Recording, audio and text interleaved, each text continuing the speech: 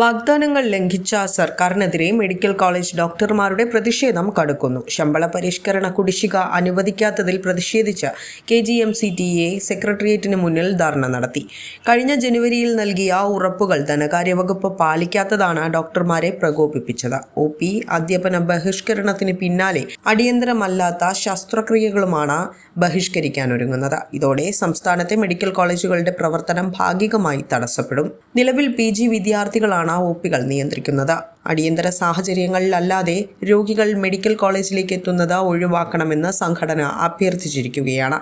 കടപ്പെട്ടവരായ അതിനുവേണ്ടി സ്വന്തം ജീവൻ പോലും ബലിയർപ്പിക്കുന്ന, ഞാൻ എങ്ങനെ പറയാൻ കാരണമുണ്ട്, നമ്മുടെ മെഡിക്കൽ കോളേജുകളിൽ നമ്മുടെ ഡോക്ടർമാരുടെയും ആരോഗ്യ പ്രവർത്തകരുടെയും ഒക്കെ അവരുടെ ജീവൻ നേരിടുന്ന ഭീഷണി ഞാൻ ഉദ്ദേശിച്ചത് സ്വന്തം ജീവൻ പോലും ശരീരത്തിച്ചുകൊണ്ട് പൊതുജന ആരോഗ്യം സംരക്ഷിക്കാൻ നിലകൊള്ളുന്ന ഈ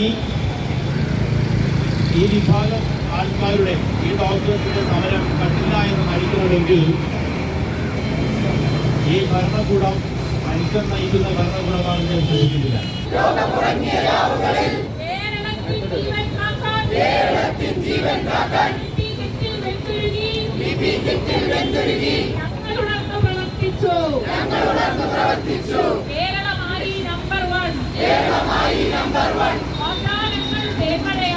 അതേസമയം കാഷ്വാലിറ്റി, ICU, ലേബർ റൂം തുടങ്ങിയ വിഭാഗങ്ങളെ സമരത്തിൽ നിന്ന് ഒഴിവാക്കിയിട്ടുമുണ്ട്. ഫെബ്രുവരി 26-നുള്ളിൽ അനുകൂല തീരുമാനമുണ്ടായില്ല എങ്കിൽ പരീക്ഷാ ജോലികൾ ഉൾപ്പെടെ ബഹിഷ്കരിച്ച സമരം കൂടുതൽ ശക്തമാക്കാനാണ് ഡോക്ടർമാരുടെ തീരുമാനം. വിസ്മയ ന്യൂസ്, തിരുവനന്തപുരം.